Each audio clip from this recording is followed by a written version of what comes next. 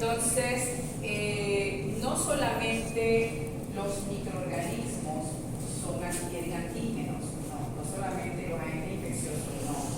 Existen otros elementos, el veneno de una serpiente, el de una abeja puede contener antígenos. Picaduras de insectos pueden tener antígenos, pueden tener elementos extraños que puedan ser reconocidos por el sistema inmunitario. Las células de un trasplante, cuando un individuo es trasplantado con un órgano de otro, eso contiene antígenos. Puede generarse una respuesta inmunitaria contra él. ¿Qué más? Una transfusión sanguínea. Eso es lo que dije. También puede contener antígenos capaces de inducir al sistema inmunitario a responder contra las células que estén contenidas allí. Las células cancerígenas, los tumores, aunque mucho, bueno, eso lo vemos después, los tumores, las células tumorales expresan antígenos que no expresan una célula sana. A pesar de que sean propias, tienen características extrañas. Entonces, el sistema inmunitario puede reconocer y responder a ese antígeno, a esa célula. En los casos de isovitrólisis de esquina, los antígenos de la madre serían antígenos para el hijo. Los antígenos del hijo para la madre, sí. Sí. Es lo que se llama también en el humano enfermedad hereditaria de recién nacido. Yo soy médico humano, por eso. Sí. Por eso que siempre me voy para allá, pero los mecanismos de inmunidad son los mismos en el humano y en el animal, con pocas diferencias entre las especies. Entre las especies sí hay algunas diferencias, pero sí, esos son antígenos que hereda el hijo del padre que la madre no tiene. Eso lo vemos después cuando veamos las pruebas de eliminación, las pruebas de diagnóstico. Cuando veamos hipersensibilidad. Cuando veamos hipersensibilidad, es un tipo de hipersensibilidad de tipo 2. La hipersensibilidad son respuestas que el sistema inmune produce de manera exagerada o contra antígenos contra los cuales no deberían responder. Por ejemplo, la alergia es un tipo de hipersensibilidad. Es una respuesta exagerada ante un antígeno que normalmente a otros no nos afecta, los que no somos alérgicos. Entonces, esa isoritrolisis es una alergia, pero es un tipo de hipersensibilidad. Es una respuesta exagerada del sistema inmunitario ante un antígeno que es, como decir, tecnopatógeno, que es algo contra lo que responde simplemente porque lo reconoce como extraño. Pero sí, es la madre contra el hijo. La madre produce anticuerpos contra esas células del hijo porque está reconociendo antígenos extraños en él, que son los antígenos paternos. Entonces hay muchas cosas que pueden considerarse como antígenos, aunque la definimos así, sustancia reconocida por el sistema inmunitario y listo, capaz de ser reconocida. ¿Qué dice aquí TCR y TCR? Porque se refiere a los receptores de la célula B y al receptor de la célula T, porque ya aquí nos estamos metiendo con los linfocitos, que son las células, son los generales de la respuesta inmunitaria, todo lo demás es secundario. Y AC se refiere a anticuerpo, así abreviamos anticuerpo. A mayúscula, C minúscula. En inglés es A mayúscula, B larga, minúscula. Un antígeno puede ser, ¿por qué pongo aquí anticuerpos? Porque los anticuerpos para contrarrestar el antígeno tienen que reconocerlo. Los anticuerpos también son específicos.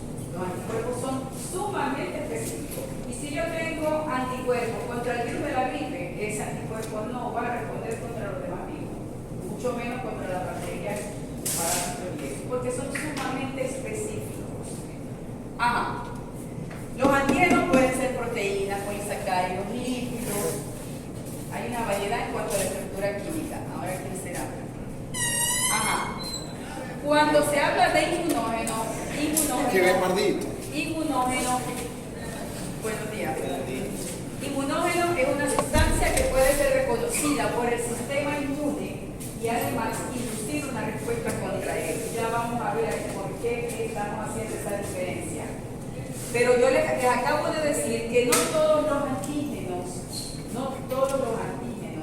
yo les digo ahorita que no todos respondemos de la misma manera a un antígeno. Eso en parte se debe a que todos los antígenos no tienen la misma capacidad de inducir respuesta inmunitaria. Vale decir que yo diga que hay malos antígenos y buenos antígenos. ¿Sí me entienden? Malos antígenos. Entonces, la capacidad que tiene un antígeno de inducir una respuesta se conoce con el nombre de inmunogenicidad. Y aquel antígeno que sea capaz de inducir esa respuesta buena, se le dice que es un buen inmunógeno. Si yo digo que es mal inmunógeno, me refiero a que es un antígeno que no tiene capacidad de inducir una buena respuesta, ya sea porque la induzca una mala respuesta o la induzca muy baja. Entonces, estos son términos que manejan los que preparan vacunas. ¿Qué contiene una vacuna? Anticuerpos, antígenos. Una vacuna lo que contiene son antígenos procedentes del microorganismo contra el cual queremos crear la inmunidad. Solo en cantidades pequeñas o inactivados. O inactivados para que el organismo desarrolle. Ajá. Entonces, ¿qué tiene que hacer el que va a producir el laboratorio que va a producir una vacuna? Encontrar aquella parte del microorganismo que es capaz de inducir una respuesta inmune buena, sin generar la enfermedad, por supuesto. Entonces, por eso es que ellos tienen que encontrar un buen inmunógeno para preparar una vacuna. Por eso es que se hacen estas definiciones. De manera que yo puedo decir que todos los inmunógenos son antígenos, pero no todos los antígenos son inmunógenos, porque hay antígenos que por sus características, a pesar de ser extraños, producen respuestas inmunes muy pobres, muy bajas, o no la producen. Ya vamos a ver eso. Ajá. Entonces, estas son definiciones, como les dije, que uno les da precisamente por eso, ¿no? Para que sepan que a la hora de fabricar una vacuna, esa vacuna contiene el mejor antígeno que ese laboratorio pudo obtener, vamos a decir, y que fue probado, que producía una respuesta inmune buena. Entonces, todos los microorganismos tienen, esto lo puse aquí como ejemplo, todos los microorganismos tienen antígenos. Pero el sistema inmunitario no ve, esto es una bacteria, un microorganismo, ¿verdad? Ovoide, tiene membrana, tiene pared celular, ácido nucleico, tiene estos pelitos. Todo eso contiene antígenos. El sistema inmune no ve todo completo, el sistema inmune ve partecitas de ese antígeno, partecitas muy pequeñas. Por eso es que la respuesta es muy específica. Entonces, desde la composición celular, ¿verdad? De esas paredes celulares bacterianas, todos estos componentes el sistema inmunitario es capaz de reconocerlos. Y lo que considera extraño, lo que no esté formando parte de nuestro tejido propio, o sea, él responde, como dicen, él no responde a lo extraño, él responde a lo que no es propio, que es lo mismo, pero el sistema inmune lo ve así, esto no es propio, porque ya él sabe cuáles son los componentes propios, esto no es propio, él combate eso. Esto es un virus, ¿verdad? Un ácido nucleico envuelto en proteínas, esto también tiene muchos antígenos en la periferia, afuera, en la parte externa, que el sistema inmune puede reconocer como extraño. Puede tener varias proteínas diferentes, y contra cada una de esas les va a generar una respuesta inmune. Les voy adelantando así para que las diapositivas que vienen las pasemos más rápido. Pero les voy a decir algo, y eso lo vamos a ver en el segundo bloque. Él no solamente responde contra lo de afuera, nuestro sistema inmune ahora se sabe que también puede responder contra lo de adentro. Porque cuando los linfocitos van a reconocer antígeno, hay células que se encargan de esto, de degradarlo, no mostrar parte de ese, no muestra el virus completo. Eso se llama presentación de antígeno, pero no nos metamos con eso todavía. Pero son las moléculas de histocompatibilidad. Pero sí vimos ser las presentadoras porque ya se llenan las células, ¿verdad? Sí, la molécula de histocompatibilidad, y ahorita vamos a hablar un poquito de eso. Fíjense, los parásitos, hay parásitos microscópicos que son los protozoarios, componentes los puede reconocer el sistema inmune. Él no sabe que es un parásito, pero reconoce los antígenos que tienen un instinto, los hongos, la pared celular de los hongos, también todo eso contiene antígenos, pero el sistema inmunitario va a reconocer partes. Puede ser una proteína, un carbohidrato de esa superficie externa del microorganismo. Entonces, esa pequeña parte del sistema inmunitario que es capaz de ser reconocida, del antígeno, que es capaz de ser reconocida por el sistema inmune, se conoce con el nombre de epítope o determinante antigénico. La pequeña parte del antígeno que va a ser reconocida por el receptor linfocitario, capaz de ser reconocida por el sistema inmune, puedes decir así también, o por el receptor linfocitario y por los anticuerpos. Entonces, esta superficie, supongamos que esto verde es la superficie de una bacteria. Fíjense, estos punticos que tiene aquí son diferentes sitios de esa bacteria que pueden ser reconocidas por un receptor linfocitario, ¿verdad? Si un linfocito reconoce este epítope, él se va a activar, va a proliferar, va a dividirse, va a diferenciarse y va a producir anticuerpos contra ese epítope. De manera que los anticuerpos son tan específicos que solamente se van a unir al epítope contra el cual fueron producidos. Y no se van a unir a nada más, sea con uno de los brazos o con dos de los brazos. Los anticuerpos, yo no sé si ya se los dije, pero se representan en forma de Y, como una Y, los anticuerpos. Aquí, en los brazos de la Y, es que se une el epítope antigénico. Esta colita tiene otras funciones, pero se unen por aquí, por eso están uniéndose por este fragmento. ¿Ya? Entonces, estos son epítopes. Dependiendo del tamaño y de la complejidad de la estructura de una molécula, puede tener uno o puede tener varios epítopes. ¿Ya? Si esto es una molécula antigénica, fíjense, cada uno de estos perulitos que tiene ahí de esas formitas puede ser un epítope. Entonces, en una proteína, un epítope es una secuencia de aminoácidos, una secuencia corta de aminoácidos. Pueden ser 10 aminoácidos, 11 aminoácidos, 12 aminoácidos, pero es una secuencia de aminoácidos que ella no consigue de la misma manera en nuestros componentes. Eso se llama un epítope. Entonces, fíjense aquí, ¿no? Este es un antígeno, una molécula antigénica, supongamos que sea un virus, una bacteria, pero fíjense, en la superficie tiene varios epítopes, varios elementos extraños, tienen diferente color, diferente forma, porque son de constitución diferente. Esos epítopes son diferentes. Yo les dije que podían ser diferentes o idénticos, ¿verdad? Puede tener uno, puede tener varios. Ajá. Como la respuesta adaptativa es sumamente específica, cada receptor, cada linfocito, o sea, eso al revés, cada uno de estos epítopes tiene que ser reconocido por un linfocito diferente, que tenga el receptor que acomode perfectamente con ese antígeno. Así que lo utilizan como herramienta de identificación. Sí, los anticuerpos. Sí.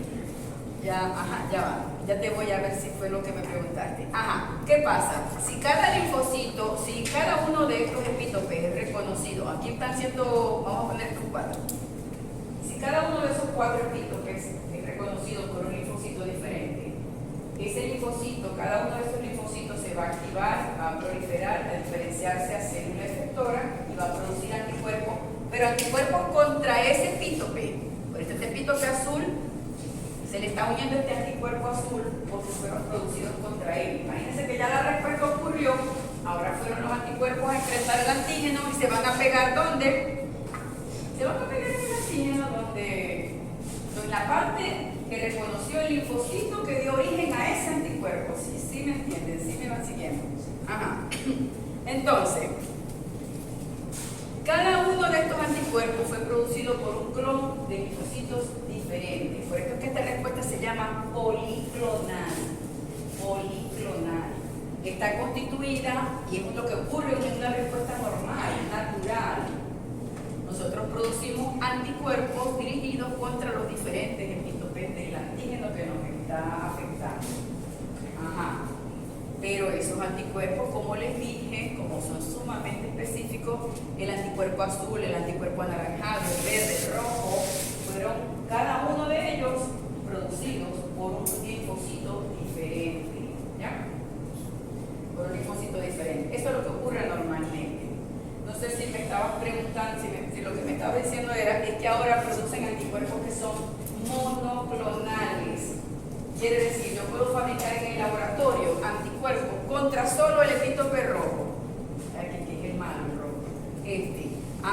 Entonces, es una respuesta, son anticuerpos monoclonales. Yo produzco en el laboratorio solamente contra, los demás no me interesan, solamente contra esto. Y eso es una herramienta de diagnóstico, porque los anticuerpos se utilizan mucho en los laboratorios. Tanto para tratamiento, si yo quiero hacer llegar un medicamento plum a esa célula antigénica, o para diagnóstico. Si yo quiero saber si la célula esa tiene tal molécula, tal antígeno, tal componente, plum, le pongo un anticuerpo. Si el anticuerpo se pega, porque la tiene. Así más o menos. Entonces, los anticuerpos, por su especificidad, son muy utilizados en la práctica, vamos a decir, de laboratorio y en clínica también. No sé si era eso que me estaba... No era, por tu cara no era.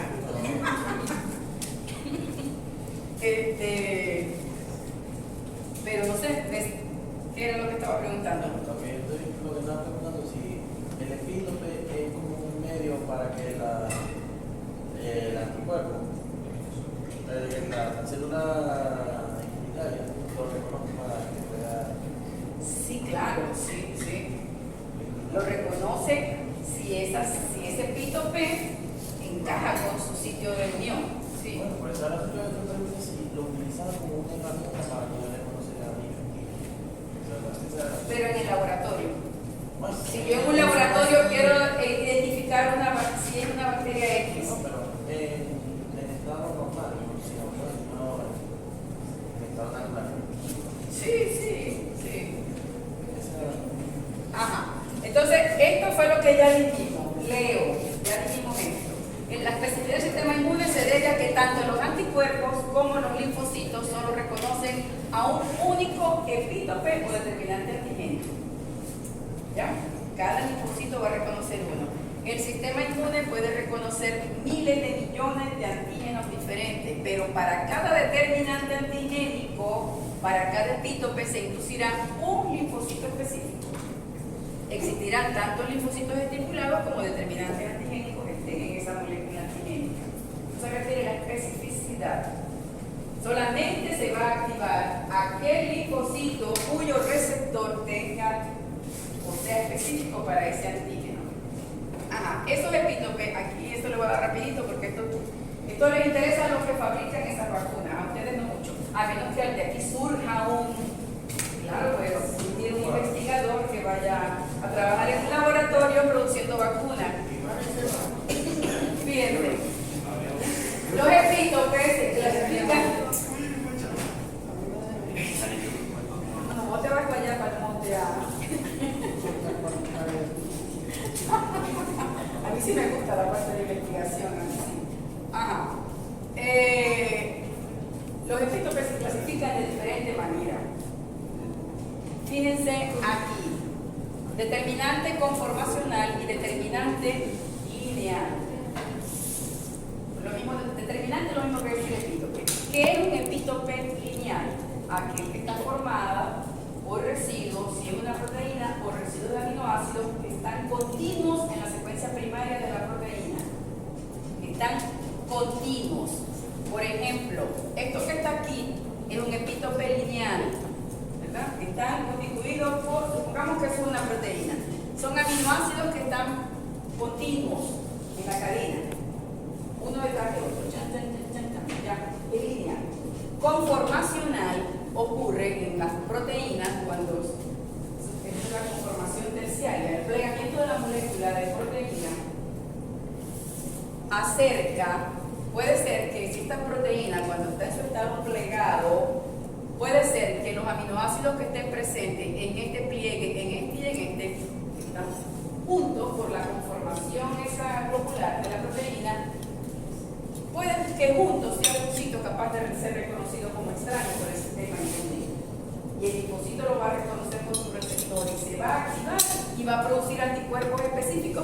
a unir a ese epítope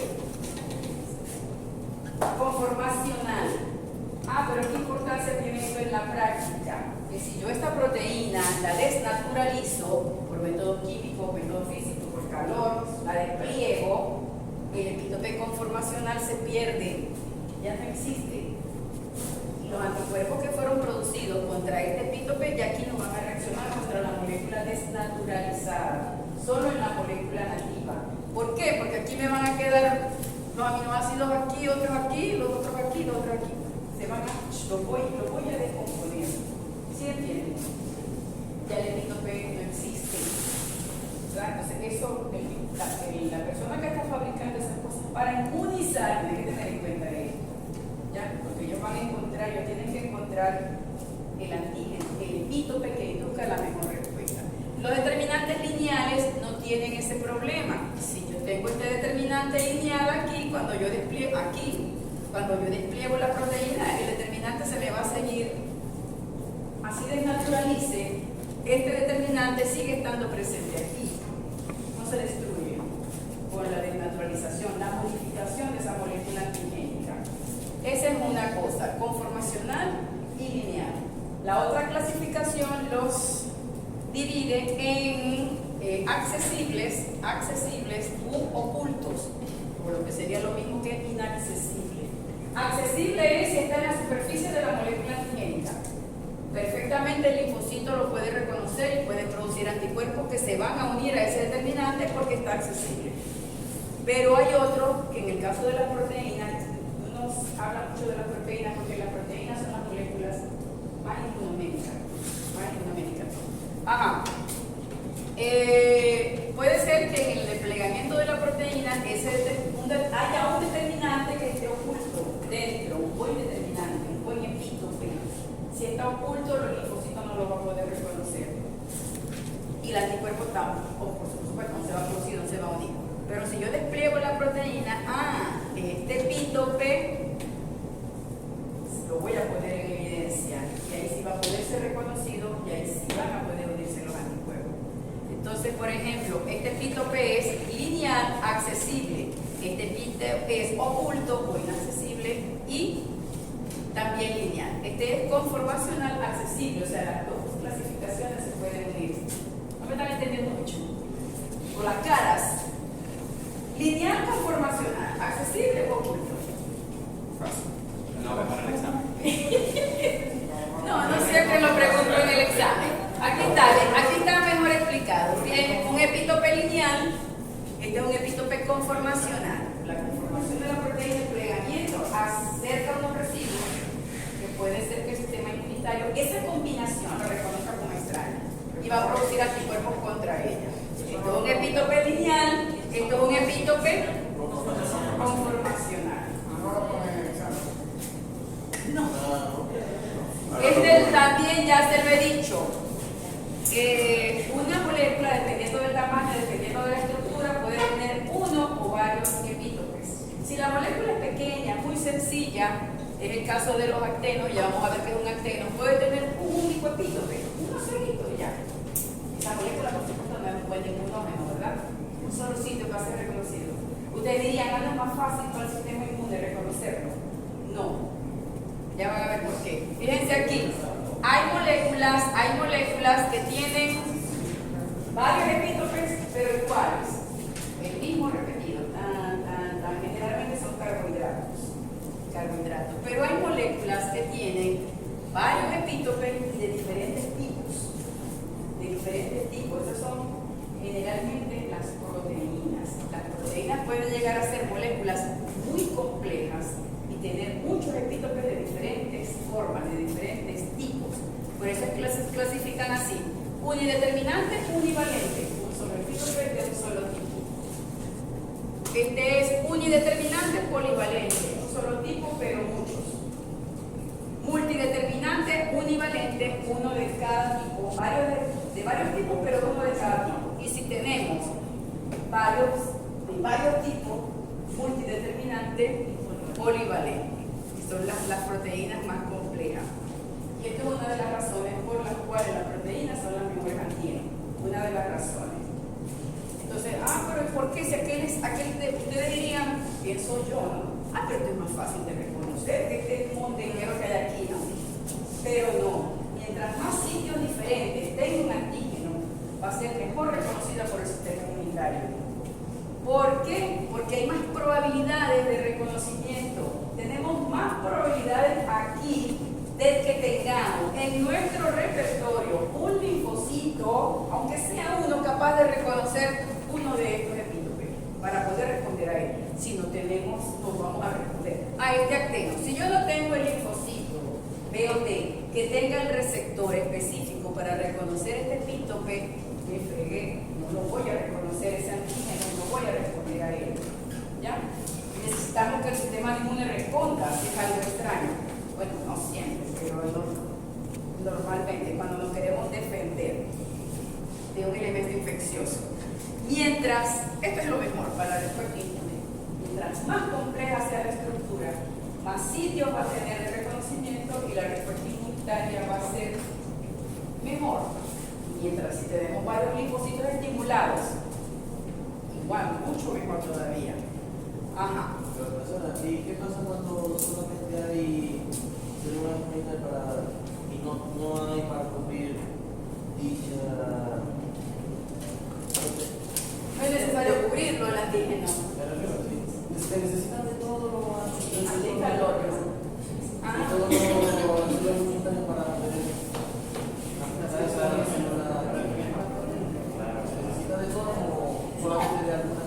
Solamente de alguna. A veces basta una. Basta una. No hay que cubrir todos los receptores. No hay que cubrir y reconocer toda la molécula. No. Ya con una ya va. Sí, y muchas láminas tienen contenido que se repite, pero eso va a ser Para agarrar el ritmo. para que agarre el mínimo. Fíjense, esta es la cinética normal de una respuesta inmunitaria adaptativa. ¿Ah? Pero vamos a terminar este tema, ¿verdad? Ya está abierto. ¿Y por qué no ves a ver si prende el equipo? Ajá, fíjense. Es lo que se llama la teoría de la selección clonal, que es lo que está aceptado de cómo se genera la respuesta inmune. Fíjense, nosotros tenemos lo que se llama repertorio de linfocitos. ¿Qué es esto? Linfocitos cuyos receptores, aunque ustedes no lo vean desde allá, estos receptores tienen formas diferentes. Claro, están representados así. Pero, o sea, acuérdense que son dos sitios de unión. Aquí el antígeno se está acomodando entre los dos brazos, pero ahí no va el antígeno va aquí, ¿ya? Aquí un epítope y aquí otro. No como está ahí, que está así. Ajá. Tenemos un repertorio con receptores diferentes. Cuando ingresa un microorganismo, que es este que está aquí, un epítope, solamente se va a unir a cuál linfocito, a aquel cuyo receptor. ¿Sí? Ya está prendido, está bien. Está frío. Está bueno el aire. No. Lo que pasa es que apague la luz. Ajá. Si la apago, pierdo. Ajá. Vamos a terminar aquí para esa luz, ¿verdad? Ajá. Solamente el epítope va a ser reconocido y va a ser unido por el receptor linfocitario cuyo receptor, vaya a la redundancia, encaje perfectamente con ese epítope. Ajá. Este linfocito se va a activar, va a sufrir un proceso que se llama de proliferación clonal, que consiste en que este linfocito va a originar todo un clon, un ejército de células, todas idénticas. Por eso es que tenemos poco, pero que cuando eso se activa, comienzan a dividirse, sufren varias divisiones, de manera que se va a originar todo un clon, un ejército de células idénticas, con receptores idénticos al linfocito original. ¿Ya? Ajá. De estas células de proliferación, unas se van a diferenciar. Aquí ocurren dos cosas. Unas se diferencian a célula efectora, que es la célula que va a actuar en ese momento de la respuesta inmune, y otras, pocas, van a quedar como células de memoria. Esta célula de memoria, ¿qué función va a tener? Ella va a quedar en circulación, atenta, nos van a servir para que ese antígeno, cuando vuelva a entrar, lo reconozcamos de manera más rápida, porque la célula de memoria se diferencia rápidamente a célula efectora, no necesita este proceso de reconocimiento, activación, proliferación y diferenciación.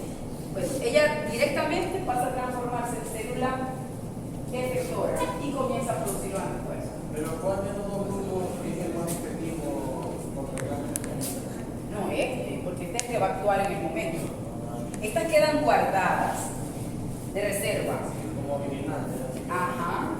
Y las que van a las que se diferencian a célula efectora son las que van a actuar en ese momento. En este caso, si es un ajá. ¿Cuál es la célula que produce el anticuerpo?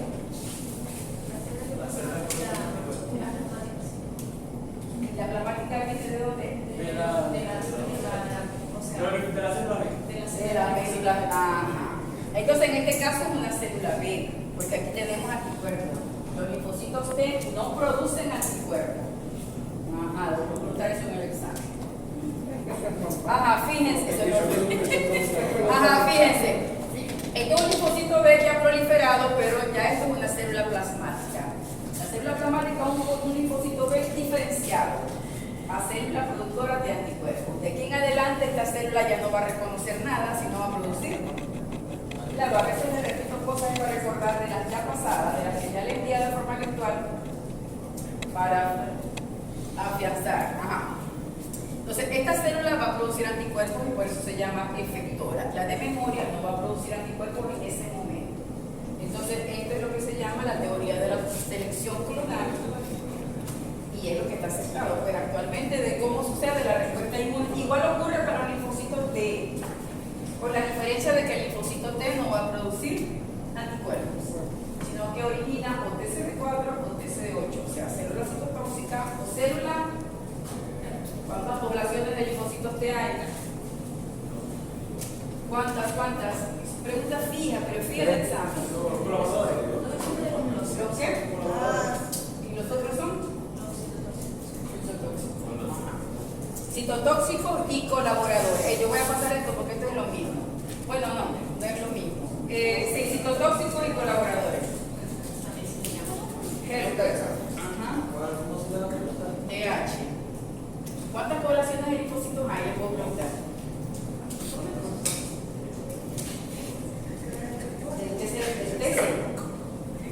Del T solamente el TCD4 y el TCD8. Porque cuando a veces ponen T efectores y T de memoria. No. Cuando yo les digo, díganme las poblaciones que existen de linfocitos T en reposo.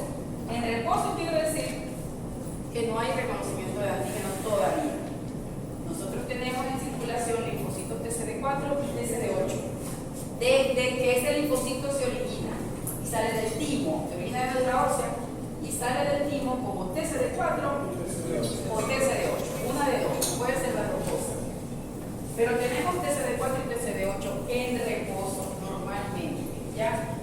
Cuando yo hablo de T efectora, el T de memoria, es cuando ya ocurre, ya ha ocurrido el encuentro con el antígeno, se ha activado y se ha diferenciado. Un TCD4 puede originar TCD4 de memoria, TCD4 efector. Un TCD8 puede originar TCD8 de memoria y TCD8 efector. ¿Ya? ¿Y qué hace el TCD8 efector?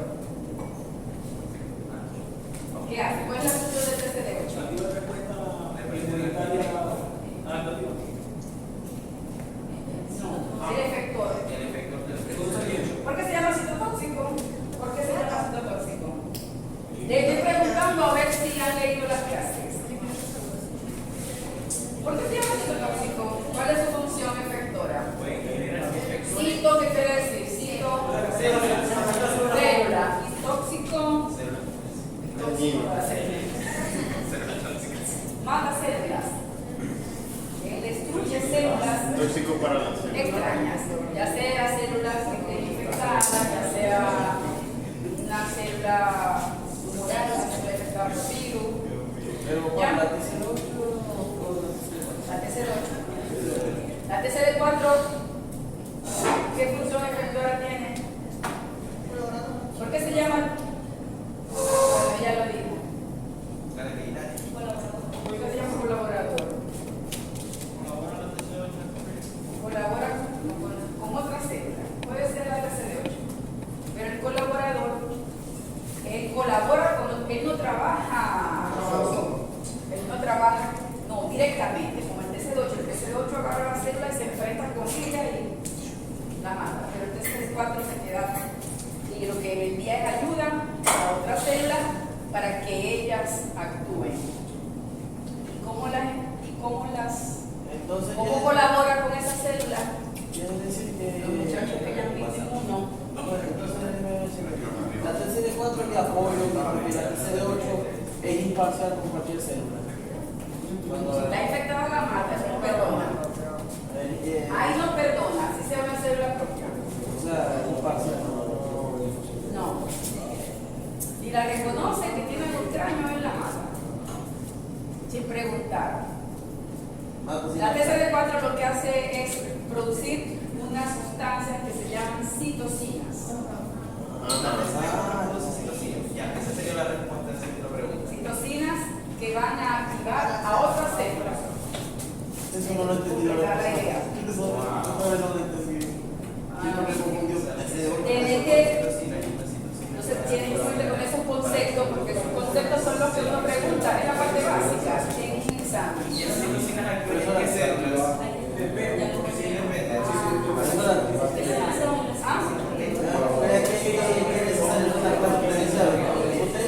Sí, y no les pagáis. Uno no lo entiende. Claro, yo sé que no, pero hay muchas sustancias. Hay células de memoria que duran años. Cuando ese antígeno vuelve a entrar una segunda vez, la célula de memoria se va a activar rápidamente y la respuesta va a ser más rápida, incluso de mayor intensidad. Lo vamos a ver ahorita cuando veamos anticuerpos, si no da chance. Eso se llama respuesta secundaria. Las respuestas sucesivas con el mismo antígeno se llaman respuestas secundarias. Para no decir terciaria, cuaternaria, no. Los encuentros sucesivos con el mismo antígeno se llaman respuestas secundarias. El primer encuentro se llama respuesta primaria. Eso lo vemos ahorita. En la respuesta innata no hay primaria ni secundaria, todas son iguales. Porque no tienen memoria, acuérdense. La innata no tiene memoria. Ahora vamos a ver rápido aquí los factores que afectan la inmunogenesidad. Si yo les dije que todos los antígenos no son iguales, para inducir respuesta, un antígeno debe cumplir con ciertas características para que induzca una buena respuesta inmune. Y les repito, todos estos conceptos tienen que ser manejados por los laboratorios que fabrican vacunas. Fíjense lo primero. Hay factores intrínsecos que son propios de la molécula antigénica y hay factores extrínsecos que ya son del individuo que va a recibir ese antígeno. Lo primero que tiene que ser un antígeno para que induzca una respuesta es que sea extraño. Lo primero que tiene que cumplir, que sea una molécula extraña. Y mientras más diferencias haya entre esa molécula y el componente propio, mayor va a ser la respuesta inmunitaria que se genere contra ella. Eso no necesita explicación, ¿verdad? Eso es evidente. O sea que entre más pega la célula, más propenso sea que la respuesta. Mientras más diferente. Sí. La segunda característica es el tamaño. No hay un límite preciso, pero se dice que para que una molécula induzca una buena respuesta, tiene que estar entre 10.000 y 100.000 daltons en ese rango de tamaño y peso. Si las moléculas por encima de 100.000 son inmunógenos potentes, dice aquí. Pero fíjense, por debajo de 10.000 son inmunógenos débiles. Entonces, el tamaño es una de las cosas que tienen que... Y por eso es que las moléculas que le di hace poco, que tenían un solo epítope, son los actenos. Un acteno se define como una molécula extraña, pero que pasa desapercibida al sistema inmunitario por su tamaño muy pequeño. Moléculas extrañas que pasan por su tamaño son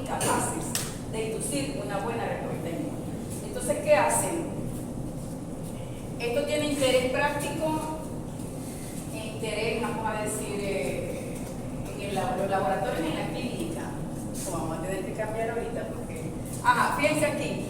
¿Qué hace un laboratorio? Si él quiere producir anticuerpos contra una molécula pequeña que funciona como axeno, lo que hacen es que con métodos propios para ello, la adhieren a una molécula más grande, generalmente una proteína grande, que funciona como transportadora.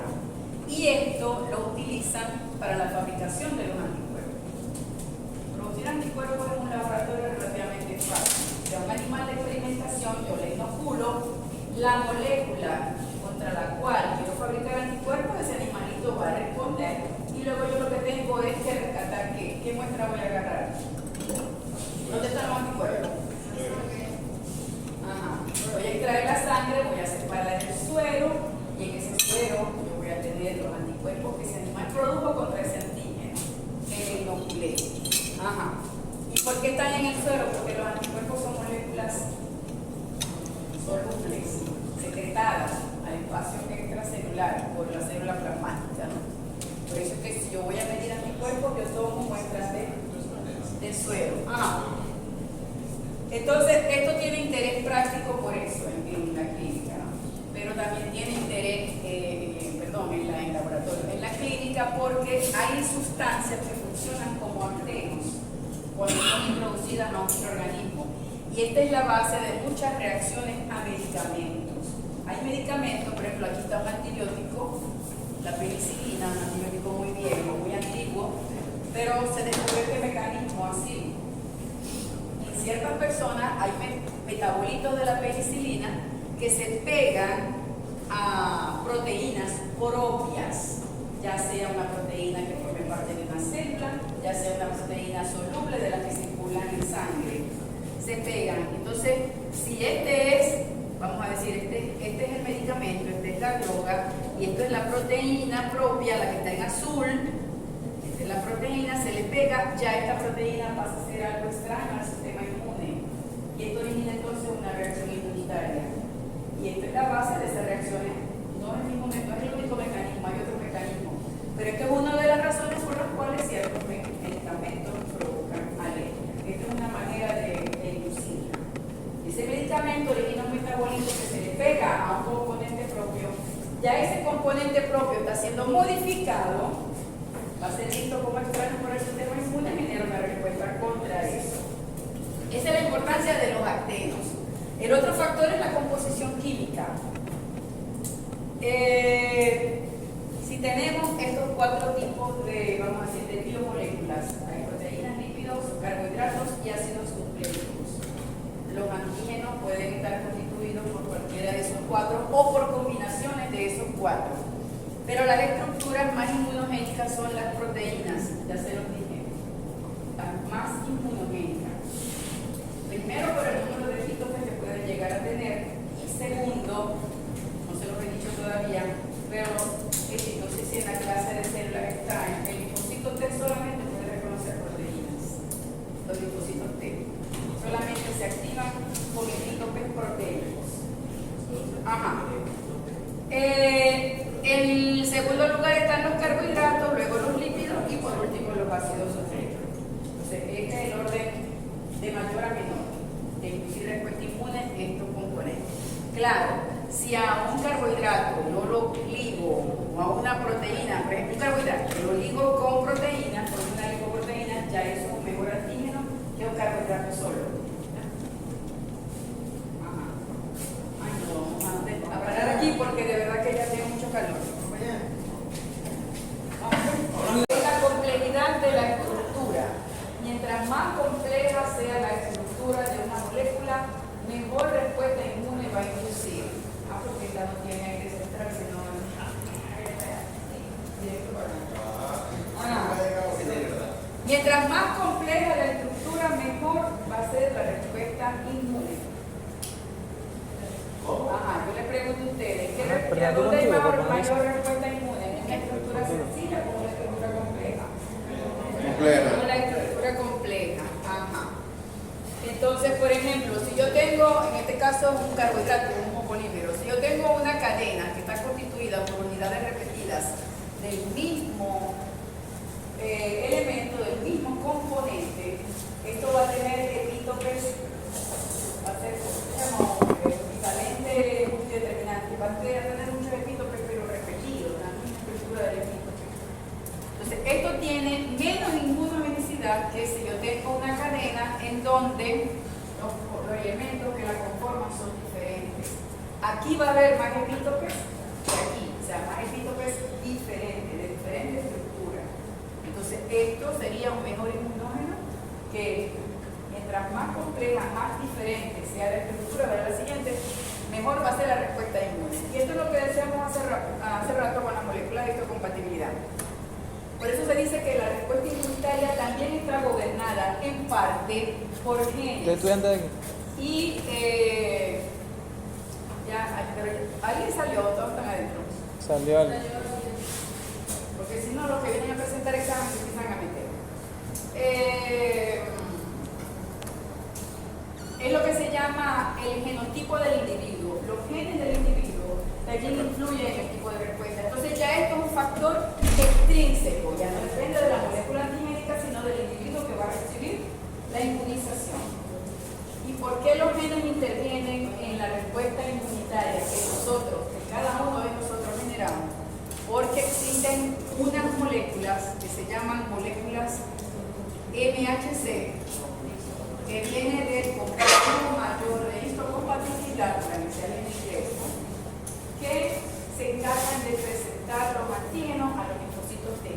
¿Qué pasa? Los linfocitos T, imagínense que son medio pretenciosos y ellos no reconocen antígenos por sí, por ellos solos. Hay que presentárselos. Otra célula que no es un linfocito T tiene que tomar ese antígeno, procesarlo, acomodarlo y mostrárselo en su membrana a los linfocitos T. Y ahí sí lo van a reconocer. Y ahí sí van a reconocer. Entonces, puede reconocer aparte de las proteínas, también puede reconocer La MHC. Si esto es una célula que presenta el antígeno, se llama célula presentadora de antígeno, que son las últimas células que están en la clase de células. La célula presentadora de antígeno tiene en su membrana una cosa que se llama esa molécula de histocompatibilidad. ¿Vio? Ajá, aquí está el linfocito T, el B no, el B reconoce solo. Pero el T, como es el general, a él hay que llevarse al comando. Aquí está el ladrón en la cosa. Ajá. Este T también tiene un receptor. Entonces, ¿qué tiene que hacer esta célula presentadora? Agarrar el antígeno, endocitarlo, lo degrada en el interior y toma partes de él y la muestra aquí, adherido a la molécula de histocompatibilidad. Esta amarilla es la célula presentadora, la naranjada es la molécula MHC, esto es la célula, en este caso una colaboradora TH, tiene su receptor antigénico TCR y este aquí dice péptido. Esta es la parte de una proteína que forma parte del antígeno que esta célula endocitó y procesó. Esto se llama presentación antigénica, que eso lo vamos a ver en el segundo bloque con más detalle. Lo único que quiero ahorita que recuerden es que hay genes que determinan la magnitud de la respuesta inmunitaria que yo voy a montar contra un antígeno. Ajá. ¿Qué pasa aquí? Estas moléculas, por supuesto, son producidas por un complejo de genes que recibe el mismo nombre, genes del complejo mayor de histocompatibilidad. Se llaman de histocompatibilidad, pero ¿qué quiere decir histocompatibilidad? Compatibilidad entre tejidos. Se llaman así porque se descubrieron cuando se estudiaba la respuesta de rechazo a un trasplante de órganos. Se descubrieron la existencia de esta molécula. Pero esa no es instrucción. Pero en ese momento, como eran las moléculas que determinaban si el trasplante iba a ser rechazado o no, se llamaron de histocompatibilidad. Hoy se sabe que tienen otras funciones y es esta, la más importante, la de presentar antígenos a las células T. Entonces, ¿qué pasa? Estas células no son iguales de todos nosotros. Estas células son muy diferentes, eso se llama polimorfismo. Son muy diferentes. Algunos llegan a decir que es como la célula de identidad capacidad que nuestros tejidos. Ninguno de nosotros va a tener la misma combinación de moléculas de histocompatibilidad, porque hay diferentes genes, hay diferentes gnosis, hay diferentes tipos de moléculas. Cada uno de nosotros tiene una colección en nuestras células, ¿ya? Que es propia y solo se comparte con un gemelo idéntico. El resto no. Ajá. Entonces, ¿qué pasa? Yo tengo que tener el gen. Que estas moléculas de histocompatibilidad tampoco es que muestran que cualquier antígeno. No. Ellas muestran cada molécula de histocompatibilidad. Hay varias. A, B, C, 1, 2, bueno, un montón de moléculas diferentes. Cada una de ellas puede mostrar determinados antígenos, pero no cualquiera. Entonces, para yo poder presentar un antígeno, tengo que tener la molécula de histocompatibilidad necesaria para presentar ese antígeno. O sea, tengo que tener el gen que codifica esa molécula que va a presentar ese antígeno. Si yo no tengo el gen, no va a haber la molécula de histocompatibilidad y este antígeno no va a ser presentado y por tanto no va a ser reconocido. Ya, para que no me rompa la cadena de... no va a ser reconocido.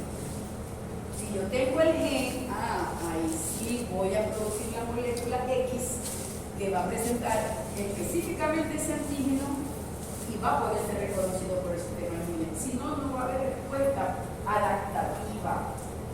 Si no hay presentación antigénica, no hay respuesta adaptativa. Entonces imagínense, esa es la debacle. ¿Qué me iba a preguntar? ¿Alguien me preguntó? O sea, ¿eso quiere decir que varios tipos de moléculas histocompatibles? Sí. ¿Cuántas tenemos? Eso lo vamos a ver cuando veamos complejo mayor.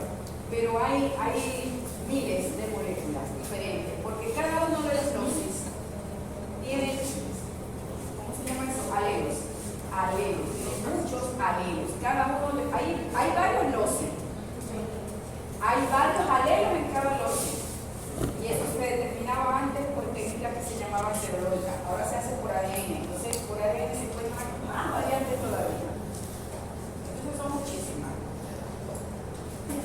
Se pueden compartir algunas con familiares, como los padres y los hermanos, pero nunca las comparten todas. Entonces, siempre va a ser diferente. Entonces, lo que quiero que recuerden aquí, porque eso lo vamos a ver cuando veamos complejo mayor, vemos eso en uno de los temas del segundo bloque. Lo que quiero que recuerden aquí es que la constitución genética del animal influye en la respuesta inmunitaria que genere. En parte eso se debe a que tiene que tener la molécula de histocompatibilidad capaz de presentar el antígeno. Si no, así en forma natural, ni con vacuna no va a responder a él. ¿Ya? Entonces, por eso es que hay buenos respondedores y malos respondedores a un mismo antígeno. Entonces, hasta ahorita lo que quiero es que recuerden esto, que tenemos genes que tienen que presentar antígenos para que pueda haber una respuesta contra él. Ya eso no depende del antígeno, ya eso depende del individuo que va a recibir. La otra, ese es el primer factor de los extrínsecos, o sea, lo que no tiene que ver con la molécula, sino con el individuo. La otra es la dosis de antígeno que se va a administrar. Ya aquí no estamos hablando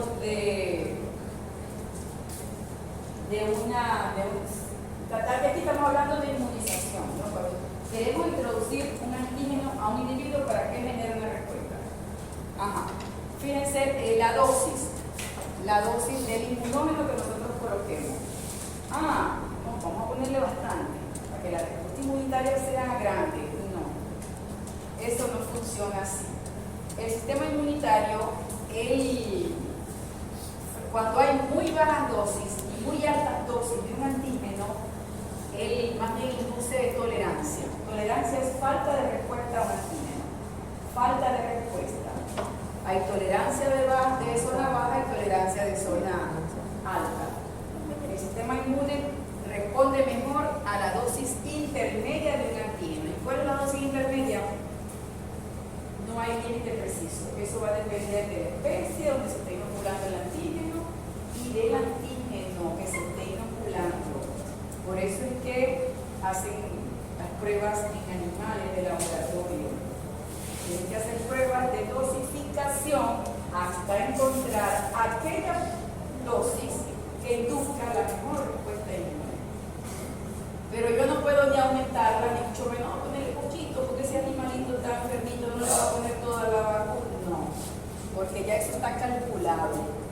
Ya eso está calculado y si coloco menos o si coloco más, la respuesta inmune más bien va a fallar. Por eso que la dosis también dale la siguiente. La vía de administración por donde ingrese el antígeno también va a influir en el tipo de respuesta y no solamente en el tipo, sino en la magnitud de la respuesta. Cuando yo inoculo un antígeno directamente por vía intravenosa, la respuesta inmunitaria es mala. Mala porque el antígeno va a ser metabolizado muy rápidamente y quizás no dé tiempo a que el linfocito, aquel que tenga el receptor específico contra él, llegue a ponerse en contacto con él. Imagínense, tengo un linfocito con el receptor para X cosa, este linfocito anda recirculando, pero yo le pongo algo en la sangre. Mientras puede ser que ese antígeno desaparezca antes de que ese linfocito llegue a ponerse en contacto con él. Entonces no es buena vía. Dale la siguiente. Se prefieren las vías intradérmicas, subcutáneas o intramusculares cuando se quieren generar anticuerpos contra algo. Dale, ahí hay otra cosa. Influye sobre qué órgano y población celular se introduce. Aquí está, de mayor a menor. ¿Ven? La que induce mejor o mayor. Subcutánea e intradérmica son las mejores. Le sigue la intraperitoneal, la intramuscular y la intravenosa. Eso va a depender, por supuesto, también del antígeno. Pero la intravenosa, eso es lo último. Y si yo inoculo, por ejemplo, yo quiero producir en un conejito anticuerpos contra X cosa, generalmente se usa un protocolo de varias dosis, ¿verdad? De varias dosis, no una sola. ¿Por qué no inoculo el antígeno una sola vez? Porque necesito, para que la respuesta sea buena, necesito una respuesta secundaria. Yo tengo que enfrentarlo una segunda vez. Entonces, por eso es que hay varias dosis que uno tiene que cumplir para inducir la respuesta secundaria y la respuesta inmunitaria sea mejor. Entonces, en un laboratorio, si yo quiero en un animal producir anticuerpos contra algo para después sacar la sangre y obtener los anticuerpos para X cosa, para producir un suero, por ejemplo, van a producir un suero hiperinmune, un suero antiofílico, ¿verdad? Yo voy a inocular varias veces el antígeno del veneno de la serpiente que yo seleccioné, varias veces en el animal de experimentación. Yo puede ser que utilice la vía intravenosa, pero de última. Yo primero lo inyecto por vía subcutánea o intradérmica, una vez, 2 veces, la tercera puede ser intramuscular, la última sí ya puede ser intravenosa. ¿Para qué? Para estimular directamente la célula de memoria que está rodando por ahí y ya al otro día yo puedo tomar la sangre y sacar el suero. En ese suero yo voy a tener los anticuerpos que se produjeron contra el veneno de la serpiente. Por ejemplo, les digo, yo no sé si está funcionando. No, eso de que se llama una cabeza de la fuerza. La culebra estoy acá. Todo eso se perdió. Y acá se le va a meter. ¿Ves la que es de la isla de Guardado. La presa. ¿Pero por qué? ¿En serio? Claro, Pero si llegan a la casa, un poco más de ¿Verdad? y entreteniéndose. Hay que ser granjero. él era agropecuario. Se metía a sembrar un patio. Yo no quería nada. Era como que si iba a hacer Y él era el que iba a quedar encargado de eso. Estaba encargado. ¿Sabes qué pasa? hizo su laboratorio en la casa. Dale la siguiente. Dale la siguiente.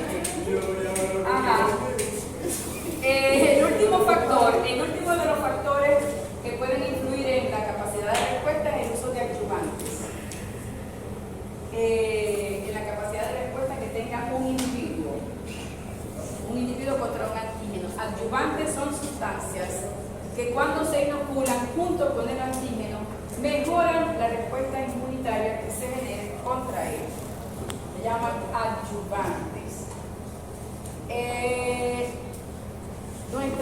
Las vacunas que aquí se producen tienen adyuvantes. Generalmente tienen alguna sal de aluminio, hidróxido o fosfato de aluminio. ¿Para qué le agregan eso? Porque funciona como adyuvante. ¿Por qué mecanismo activa la respuesta inmune? Aquí tampoco hay borrador. ¿Por qué mecanismo? Por este que está aquí. Provocan una liberación retardada del antígeno. Acuérdense que yo les dije que por sangre no lo pongo directamente y porque no se genera, puede que no se induzca el linfocito. Ajá. Yo lo pongo por vista alérgica o por vía simultánea. Pero si yo quiero mejorar aún más la respuesta inmune que se genere contra él, porque voy a producir un solo organismo, ¿quiénes son? Anticuerpos, ¿verdad? Contra los antígenos del veneno de serpiente, y lo voy a usar en terapéutica, en tratamiento. Yo inoculo el antígeno con un adyuvante. Y eso va a provocar que en el tejido donde yo lo inocule, el antígeno sea liberado más lentamente. Que si yo lo inyecto solo, fue una solución acuosa. ¿Cómo va a desaparecer más rápido? Sin adyuvante. Entonces yo, para aún retardar más, ¿y por qué me interesa retardarlo? Para que haya tiempo a que el linfocito que tenga receptores específicos lo encuentre y responda contra él. Entonces, para eso se usan los adyuvantes. El único que está aprobado para la fabricación de vacuna y uso de rutinario de humanos y de animales son las sales de aluminio. Los demás, estos que están aquí, el adyuvante incompleto y el completo se usan para animales de experimentación, no para animales de compañía, ni mucho menos en humanos, porque contienen aceite en su composición y el aceite provoca reacciones inflamatorias en el tejido. Entonces no es conveniente usarlo. Se puso la vacuna de la fronza con la rabia, no se puede poner el mismo día. De forma granuloma. Y la cosa siempre tendrá. Puede ser que tenga un adyuvante por ahí metido. Aceitoso. Porque, ¿qué hace el aceite? Que retarda aún más engloba las partículas del antígeno que estoy inoculando y retarda aún más, hace más lenta la absorción. Hay quien absorbe el antígeno si yo lo inoculo por vía intradérmica o subcutánea. ¿Quién absorbe el antígeno? No sé si yo les dije eso en las clases pasadas. Intradérmico subcutáneo, no es más por favor. ¿Pero por qué vía absorbido? Claro, el macrófago lo puede fagocitar porque el macrófago es todo los tejidos. Pero para que el antígeno induzca una respuesta inmunitaria adaptativa, tiene que viajar ¿para dónde? Para el órgano linfoide secundario más cercano al sitio de la inoculación. El antígeno no es reconocido por los linfocitos, que son los responsables de la respuesta adaptativa, no es reconocido en el sitio de inyección. De ahí tiene que ser llevado por células o solo absorbido por quién? Por la linfa. Si es en un tejido periférico, es por la linfa. Viaja por vía linfática hasta el ganglio más cercano. Y ahí es que va a ser reconocido por el linfocito T, no en el sitio de inyección. Entonces, cuando yo lo inoculo con aceite o con sales de aluminio, es atrapado como por esas partículas de aluminio y aquí por el aceite y se retarda aún más la absorción. Hay adyuvantes como este completo que tienen además bacterias muertas en la composición y eso aumenta más la respuesta porque además de retardar la eliminación atrae macrófagos al sitio para que los macrófagos capten el antígeno y el macrófago y las células dendríticas son las presentadoras de antígeno. Y las dendríticas pueden viajar por linfa también hasta el órgano linfoide secundario. Por eso que decía que el antígeno puede por linfa viajar solo o o captado ya por una célula de linfa. La dendrítica puede captar antígeno en tejido, viajar por linfa y llevarlo hasta el órgano linfoide secundario más cercano para allí presentarlo al linfocito T que se encuentra recirculando por sangre, linfa y órganos linfoides secundarios. Ajá. Y los antígenos que son, vamos a decir, ingeridos, ¿quién los va a captar? ¿Por dónde van a ser captados? Por zonas tóxicas. Bueno, por el tejido linfoide mucoso, la tóxica, placa del Beyer. Y el que es inhalado por el tejido linfoide de los que está también en respiratorio. Y el que ingresa, si yo lo pongo directamente por sangre, ¿dónde puede ir a parar? Riñones. ¿A qué órgano linfoide? Ah, Vaso. Al vaso. Ajá, sí, al vaso. Ajá. Esto lo podemos volver a tratar más adelante. No sé qué posiciones le vamos a poner todavía. Cuando le pongamos las exposiciones, podemos, sí, vamos a hacer una exposición. Eso nos ayuda. Sí. Dale la siguiente. Ajá.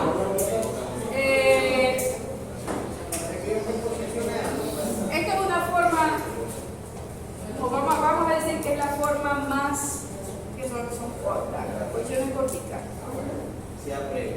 Es la clasificación más usada de los antígenos. Los antígenos pueden ser timo-dependientes y timo-independientes. Timo-dependientes y timo-independientes. Esto está malo. Yo siempre se me olvida cambiar esto. No digan según su dependencia del timo porque ustedes van a entender mal. Piensan en el órgano. No. Es según la dependencia de los linfocitos T.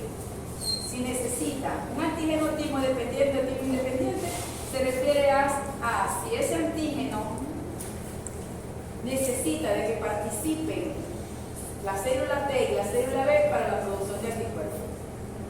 Si yo digo que los linfocitos B son los que producen anticuerpos, ajá, pero que existen antígenos que necesitan que el linfocito B necesita que T los ayude para producir anticuerpos. ¿Y qué T sería? El T ayudador. El CD4. El TCD4, de colaborador. Ajá. Entonces, fíjense, antígenos timo independientes, que vamos a decir lo más fácil, son antígenos que pueden producir respuesta inmunitaria sin la participación aparente de los linfocitos T. Generalmente son antígenos no proteicos, son polisacáridos o lipopolisacáridos. En cambio, los timo-dependientes son antígenos que dependen de la interacción entre célula T y célula B para la síntesis de anticuerpos, y esas son las proteínas. Dale la siguiente para que entiendan mejor. Fíjense aquí, el timo independiente, el de un linfocito B, tiene el receptor de membrana que es el anticuerpo, si lo recuerdan de la clase de células. El receptor es un anticuerpo que está allí pegado, ese no se desprende.